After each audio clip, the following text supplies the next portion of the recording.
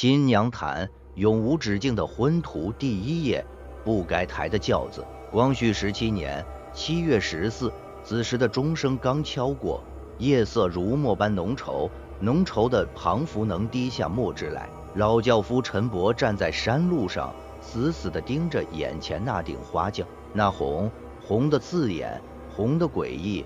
庞福用鲜血染就，轿身上绣着的不是常见的鸳鸯牡丹，而是一种扭曲的水纹。那水纹像是活的，看得久了，竟好似在缓缓流动。林老爷临行前塞给陈伯一袋沉甸甸的银元，银元碰撞发出清脆的声响，但陈伯却觉得那声音格外刺耳。林老爷的眼睛始终不敢直视陈伯，声音颤抖着叮嘱：无论听到什么，莫停叫；无论看到什么，莫牵连。山路才走了一半，陈伯就后悔了。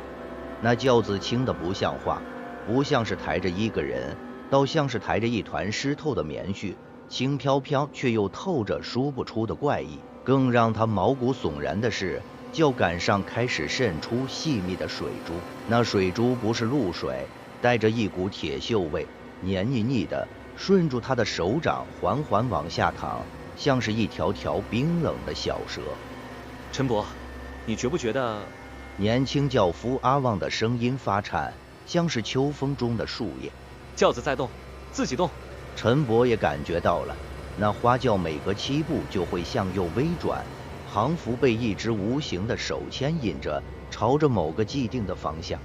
那动作绝不是活人会有的。第2幕，石阶上的手印。行至鬼愁涧，原本晴朗的天空突然乌云密布，紧接住暴雨毫无预警的倾盆而下。那雨不是透明的，而是淡红色，像是被鲜血稀释过。雨滴打在石阶上，立即化作血浆般的浓稠液体，散发着刺鼻的腥味。地上，看地上！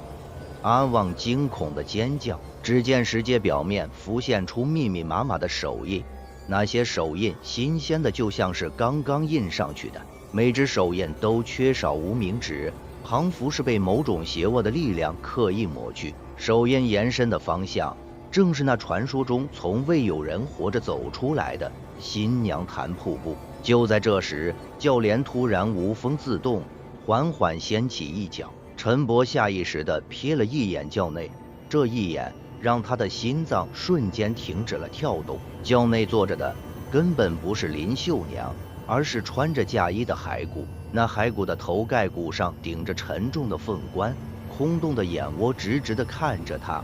庞福能看穿他的灵魂。骸骨的指骨紧紧抓住一方红盖头，盖头下似乎盖着什么东西，正在规律地起伏跳动，像一颗鲜活的心脏。停轿，停轿啊！后方轿夫已经崩溃，声音中充满了恐惧和绝望，但一切都太晚了。第3幕，潭水的邀请。最先滑倒的不是轿夫，而是那顶花轿自己。他猛地向右一倾，庞福被潭水中伸出的无数苍白手臂拽住，轿杆在陈伯手中剧烈震动，发出人类般的哀鸣。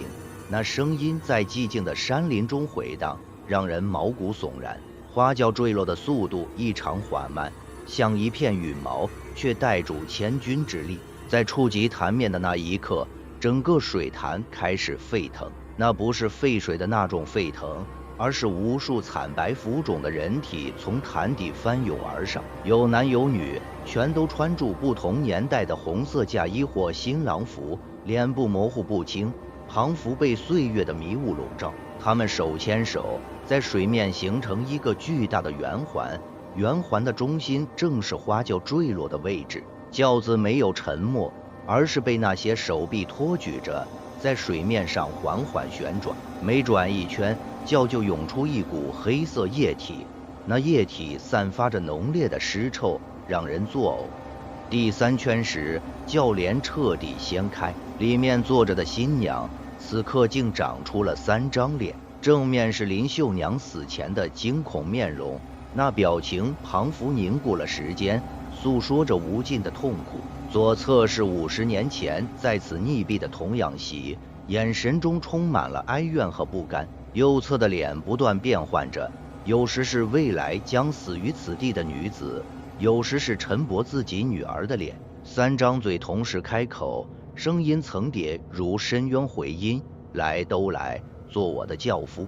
第4幕，永恒的迎亲队。陈伯是唯一的幸存者，但他真的幸存了吗？他逃回村里的那个夜晚，全村人都听见新娘坛方向传来清晰的唢呐声，那是喜乐的调子，可吹得断断续续，像是换不过气的死人勉强吹奏。那声音在夜空中飘荡，仿佛是来自地狱的召唤。1日清晨，村民发现陈伯呆坐在家中，双眼成了2个黑洞，眼眶里塞满了潮湿的红色泥土。他嘴里不断重复着一句话：他要4个轿夫，还差3个。另外3具轿夫的尸体在第7日黎明时分走回了乌焦藤村，他们直立着，手臂保持抬轿的姿势，皮肤泡得惨白膨胀，每具尸体的肩上都有深可见骨的抓痕，那抓痕不是来自外部，而是从体内抓出来的。更骇人的是，他们嘴角都咧到耳根，保持着一种极度欢愉的微笑，仿佛仍在享受这场无尽的婚礼。现代怪谈：婚宴的邀约。2018年，某登山队在新娘潭露营，深夜，队员阿杰被一阵敲击声吵醒，那声音像是来自另一个世界，一下一下敲在他的心上。帐篷外，4个湿漉漉的身影抬着一顶红色塑胶布扎成的简陋花轿，那花轿破破烂烂，在夜色中显得格外阴森。轿内坐着一个穿着现代婚纱的人形模特，可头部却是一团纠结的水草，水草随竹叶风轻轻摆动，像是无数只诡异的手在舞动。为首的轿夫转过头，正是30年前在此失踪的一名行山者。他的脸栩栩如生，只是眼珠全白，白的没有一丝生气，仿佛被抽走了灵魂。新娘子说，那东西的声音像是水底冒出的气泡。缺个摄影师。阿杰猛地从梦中惊醒，发现自己躺在潭边，手里紧紧握着一台老式底片相机，相机冰冷的触感让他打了个寒战。冲洗出来的照片显示，潭水表面浮着5张微笑的脸，其中4张属于当年的轿夫，第5张是阿杰自己的脸，那笑容僵硬而诡异，仿佛被某种邪恶的力量操控。禁忌扩增，当地耆老秘传镜面诅咒，新娘潭在无风的清晨仍会泛起涟漪，那涟漪一圈圈荡漾开来，像是水下新娘在轻轻梳理自己的长发。若你在潭面倒影中看见自己穿着红衣，那可就糟了。7日之内，你必成轿夫，成为这无尽昏土的一部分。血界技术通往潭边的石阶，一到下雨天就会显现出血色脚印。从上面往下数，脚印永远是双数；从下面往上数，脚印永远是单数。那多出的一级台阶上，站着一个你看不见的第5轿夫，他就静静地站在那里，等待着下一个猎物。回声婚宴若在潭边听见喜乐声，你必须捂住双耳，那乐声就像一条条无形的小蛇，会钻进你的脑中。7日之后，你会不自觉地走回潭边，嘴里哼着同样的调子，脸上挂着诡异的微笑，成为迎亲队的新成员。红绳索命潭边的树枝上常挂着褪色的红布条，那可不是许愿绸，而是轿夫绳。一旦你触碰了它，午夜时分，你就会感觉咽喉被一条无形的红绳勒住，越勒越紧，让你喘不过气来。在窒息前，你会看见自己抬着花轿的幻象，那幻象如此真实，仿佛你已经身处另一个世界。